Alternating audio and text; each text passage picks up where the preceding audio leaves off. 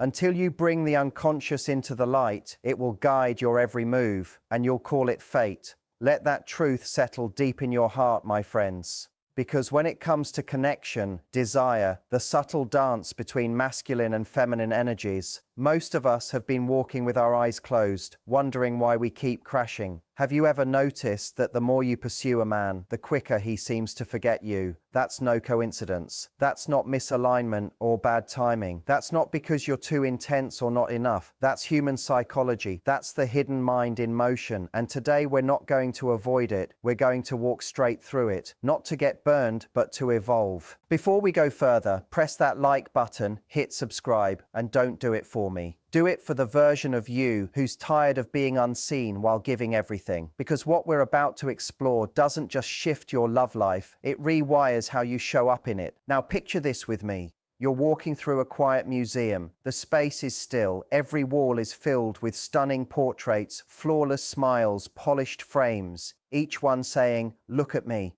But off in the corner, one single canvas. Unfinished, just a bold, raw, imperfect stroke. And somehow, that's the one you can't stop staring at. Why? Because perfection is forgettable. But mystery, it invites curiosity. Most women were taught to become the whole picture. Be pleasant, be composed, be lovable. But here's the truth no one teaches. Love doesn't root itself in perfection. It roots in presence. Let me offer you something most people won't. A man's deepest love doesn't reside in his rational mind. It lives in the unseen places, the parts of him even he doesn't fully understand, the corners he rarely shows, the part that aches to feel like he matters, but doesn't dare admit it. That's his ego. That's his unconscious. And if you've ever touched that place in him, even by accident, know this: you are not alone. Every man wears armor, and beneath that armor, a wound, a silent buried fear that he's not good enough, not really wanted, not truly admired. And here's the beautiful paradox. The women he connects to the most aren't the ones who avoid that pain. They're the ones who recognize it, who see it, who speak to it without ever needing to call it out. This isn't manipulation. This isn't some trick to pull him back in. This is emotional alchemy, the kind of transformation that begins the moment you stop fixing and start reflecting. Carl Jung once said,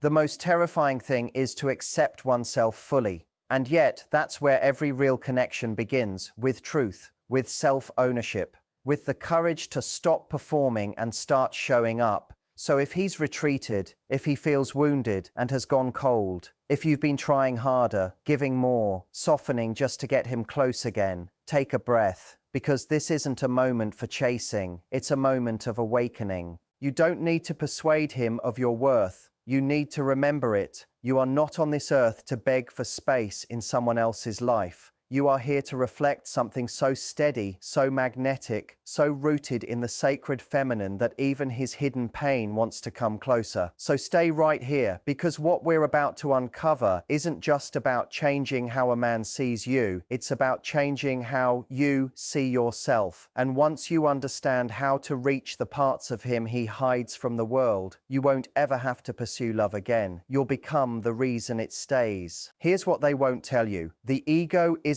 the villain, it's the gatekeeper. People will go to incredible lengths, irrational lengths, to avoid facing their own soul. Sit with that for a second, because when you trigger a man's ego, whether by speaking a truth he wasn't ready to face, pulling your energy back when he assumed you'd stay, or simply by not needing him in the way he expected, you didn't break something, you revealed something sacred. Yes, you activated pain, not because causing pain is the goal, but because pain opens the door. The ego, like a vault, is meant to protect. Every layer of that ego is a piece of armor forged in fear. Now imagine standing in front of that steel vault, cold, seemingly unreachable, but inside, a boy, not the man he performs to be, but the young version of him who once felt invisible, discarded, or unchosen. And what did he do in response? He built protection, through charm, through strength, through withdrawal, through anger, through success. And then, you came along and knocked knocked on that door, maybe without knowing it, maybe just by being you, and it rattled him. Of course he stepped back. Of course he defended himself, because deep down he felt exposed. Now I know what you're asking. Did I push him too far? Is it broken now? Is he gone for good? No, you didn't ruin anything. You just got too close. That's what he's reacting to. Not your presence, but the vulnerability it evokes. That's not rejection. It's resistance. And it's not personal. It's the shadow rising. Because as Jung taught us, the shadow is made of all the parts we refuse to see in ourselves. And for most men, the idea of sharing that is alien. They were raised to achieve, to protect, to dominate. But to show pain beneath the persona, that's unfamiliar terrain. That's exposure. And that's where you come in. Not to fix, not to teach, but to reflect. Because when you touch his ego, you didn't destroy him. You reached the part of him he forgot existed. And if you can meet that moment with steadiness, not shame, you create a powerful shift. You make space for real intimacy to begin. Let me be very clear. This is not about glamorizing pain. This is not about game playing or manipulation. This is about understanding that when a man's pride is shaken, you're standing at the threshold of his truth. Most women retreat in that moment. They apologize too soon. They shrink. They start explaining, pleasing, repairing. But the women who stay calm, who hold their center, who allow silence without rushing to fill it, those women leave an imprint. Not because they hurt him, but because they didn't run from the moment after. He might pull away. He might go silent. He might even ghost for a while.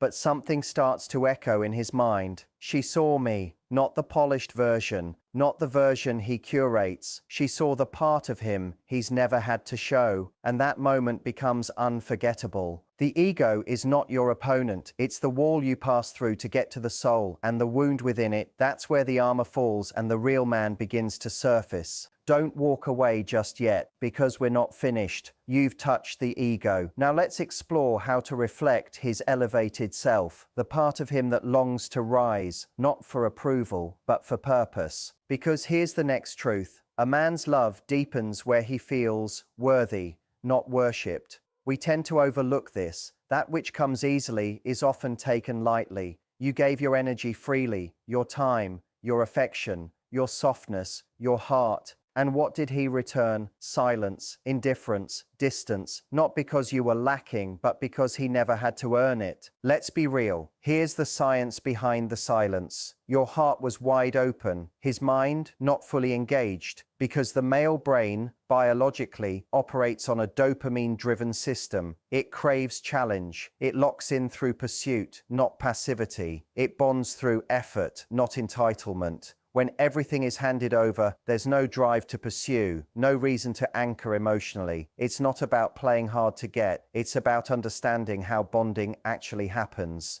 Let me give you a real story. Mariana, a deeply soulful woman, came to me torn apart. I gave him everything, she said. I never turned him down. I was there every time he called, and still, he drifted. She wasn't weak, she was loving, but she made a critical mistake. She disappeared inside her devotion. And here's the truth. Devotion is sacred, but when it comes at the cost of yourself, it becomes self-erasure. Because when a man doesn't need to strive for your energy, when he doesn't feel a flicker of challenge, he doesn't root himself in the relationship. Deep love doesn't come from being available at all times. It comes from being valued, from creating space that he chooses to enter, not space that demands nothing of him. When Mariana stopped chasing, when she recentered in her own worth, everything shifted. He returned, not because she played games, but because she stopped overgiving. She became magnetic again. She was no longer offering herself on autopilot. Her energy became sacred, and he had to rise. This is the truth.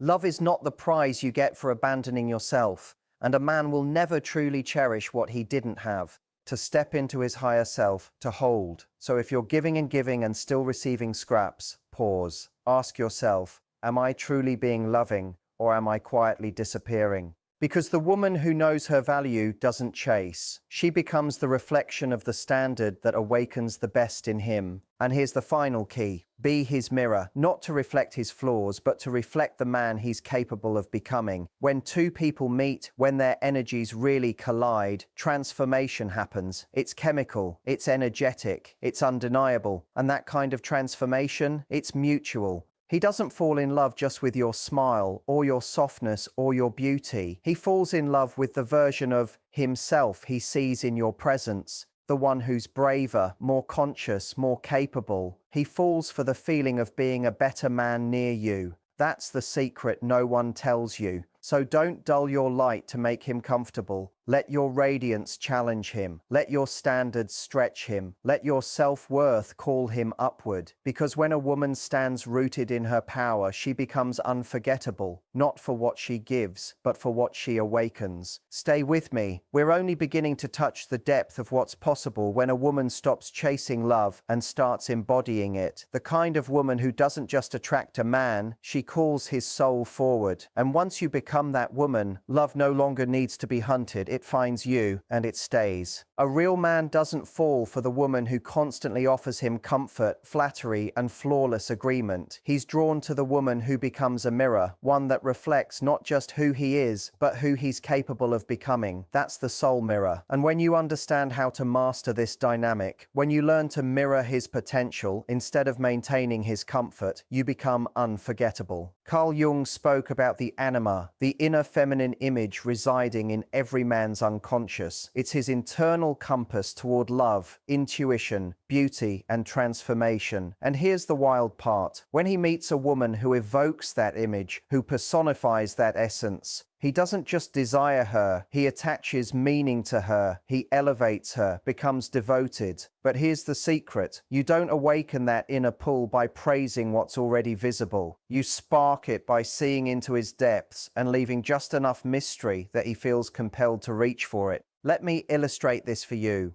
He tells you about a dream he once had, to write a novel, start a business, learn to play the guitar. You don't nod and say, "That's cool." You look him in the eyes and say, "I can actually see that version of you, the one who follows through on that dream. That guy, he's captivating." And then you smile. You let silence do the rest. That space between your words, that's where his transformation begins.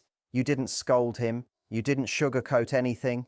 You reflected. You challenged with grace. The soul mirror doesn't fix him. It allows him to see himself differently, through your eyes, and feel a desire to rise. And here's the part most women overlook.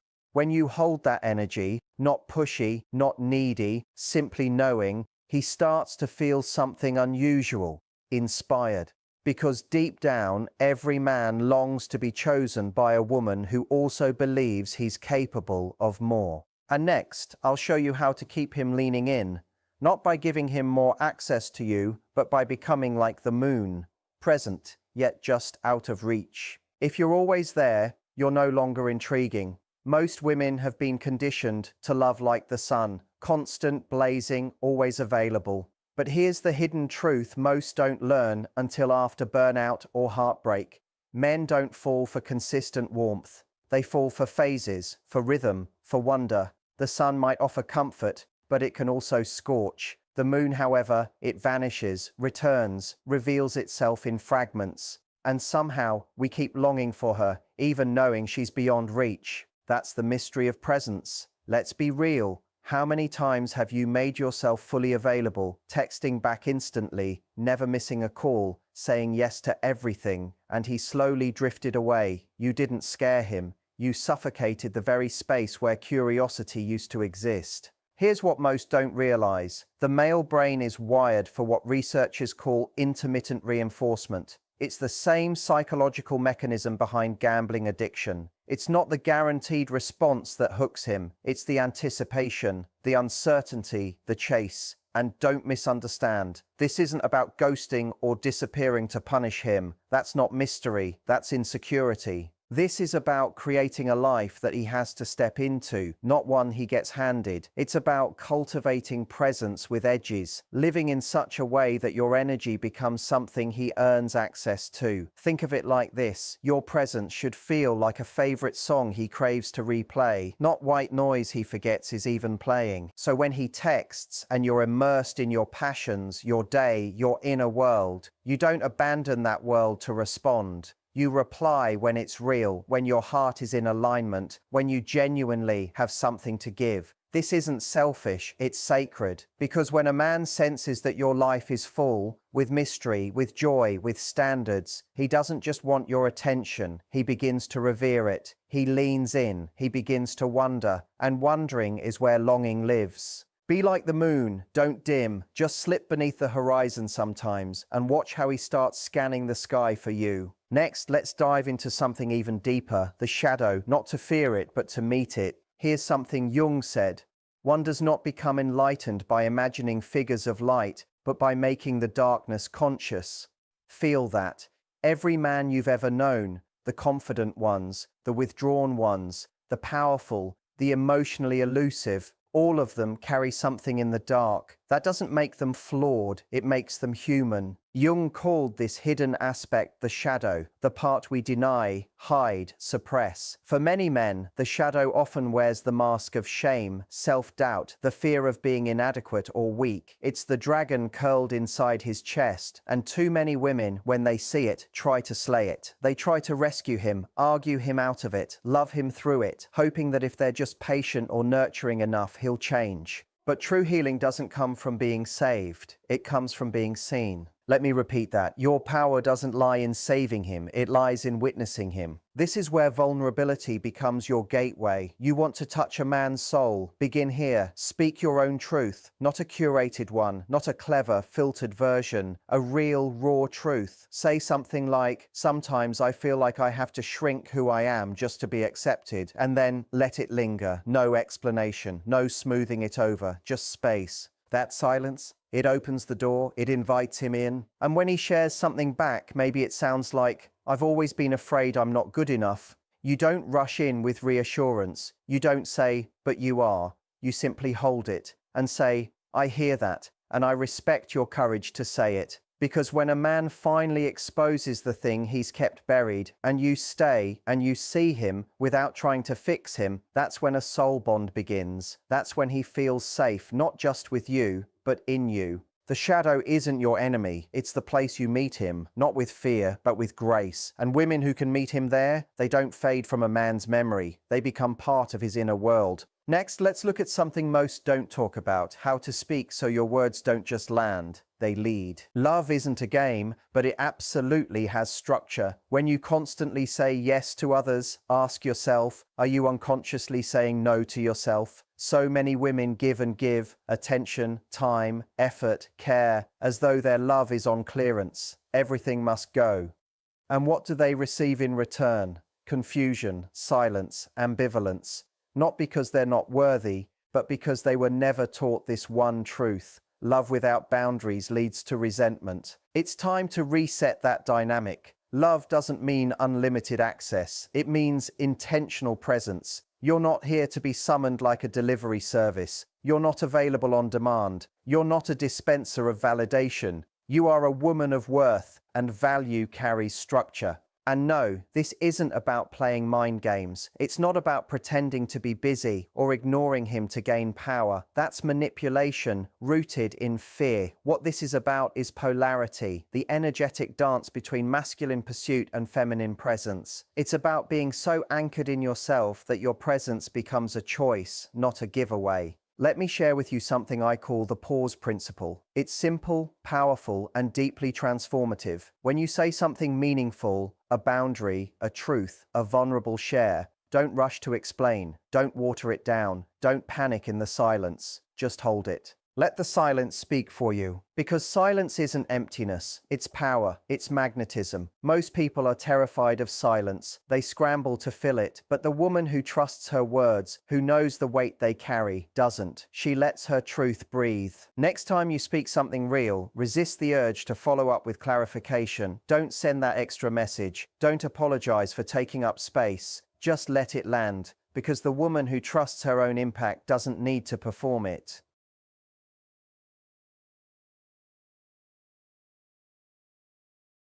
You can rehearse perfect lines. You can memorize phrases from a self-help book, practice seduction techniques, speak affirmations every morning. But if your body is tense with doubt, if your energy carries insecurity, he won't remember your words. He'll feel your incongruence. This is what we call energetic alignment, the match between what you say and what you embody. Real feminine presence isn't loud, it doesn't demand attention, it doesn't chase, it draws, it invites, it radiates. And the only way to access that is by rooting yourself in truth, your truth, not the performance of confidence, but the quiet ownership of your value. Because when your energy matches your message, when your body speaks the same language as your words, he doesn't just hear you, he feels you. And that, more than any clever line or perfect posture, is what makes you unforgettable. Stay. It begins in stillness, even while in motion. Let me illustrate it for you. Two women say the exact same sentence. You and me, we'd be dangerous together. One speaks it with her eyes flickering toward the floor, arms drawn tight around her body, voice trembling, hoping her words land. The other utters it slowly with a gentle smile, chin lifted, shoulders relaxed, her breath steady, eyes holding contact. Same sentence, completely different effect, because one is speaking from self-assurance, the other from a craving to be seen. And whether or not he can explain it, men feel that contrast deep in their gut. They'll just say, there's something about her. That something is your energy. It's your invisible signature. So pause and ask yourself, what are your eyes saying? Are they whispering, I trust myself? Or pleading, please validate me? What does your voice reveal? Is it grounded or trying too hard? What is your body expressing? Is it whole or is it reaching? He isn't just listening to your words. He's reading your frequency. And here's the truth most people won't tell you. Feminine energy is not about being soft 24/7. It's about being anchored in your own power, the kind of inner stillness that makes an entire room hold its breath. So before you send that text, make that call, or sit down beside him, don't ask yourself, what should I say? Instead, ask, am I speaking from my truth or from my fear? Because when you speak from truth, everything shifts. Your body aligns, your tone calms, your presence lands. And he doesn't just hear your words, he feels you. Not just as a woman who knows what to say, but as a woman who cannot be forgotten. Next, I'm going to walk you through exactly when to use your words, because even the most powerful truth loses its fire if spoken at the wrong moment. Timing is sacred. But before that, let me remind you of this. You are not a strategy. You are the shift. The true privilege of your life is becoming who you really are, beneath the layers of performance and protection. And now we arrive full circle. Maybe you came here wondering how to win back a man after you bruised his ego, but something deeper kept you listening. Something inside you recognized this was never solely about him. It was always calling you back to you. Because real power doesn't come from tactics. It flows from transformation. You are not a tactic. You're not a trick. You're not a rehearsed line or a calculated move. You are a woman who changes the atmosphere just by walking into the room. Because she's no longer seeking permission. She's finally embodying her essence. You don't just want his attention. You're craving his devotion. And that begins the exact moment you stop performing to be enough and start living as though you already are. This isn't about control. It's about revelation. It's not about shifting him. It's about unveiling yourself. So here's the truth, raw, profound, and freeing. When a woman meets her own shadow and doesn't flinch, when she holds her mystery without rushing to explain it, when she moves with stillness and breathes with presence, she doesn't just attract love, she becomes it. She no longer asks to be seen. She is the mirror. She doesn't chase being remembered. Her energy stays long after she's walked away. And that man, the one whose pride once recoiled, whose ego once fled. He may not be able to name the shift, but he'll feel it, and he'll come nearer, not because you clung or convinced, but because your grounded presence became the place where he finally saw himself clearly. That's devotion, that's depth, that's the kind of connection that doesn't dissolve after the thrill fades. It deepens in the stillness that follows. Write this on your mirror, on your soul, on your future. You don't need to be unforgettable. You already are. And if these words stirred something in you, if they touched a space deeper than surface-level dating advice, then press that like button and hit subscribe. Not for manipulation, not for gimmicks, but for truth. Because what we're creating here isn't just information, it's a transformation, not a game to play, but a life to embody, a new era of womanhood rooted in knowing, not in needing. So stay grounded, stay radiant, and I'll see you in the next one. Carry this with you. Everything we've uncovered here has never been about chasing love or fixing something broken. It's never been about proving you're worthy. It's about returning home to the power already within you, the kind of energy that doesn't scream for attention but commands presence.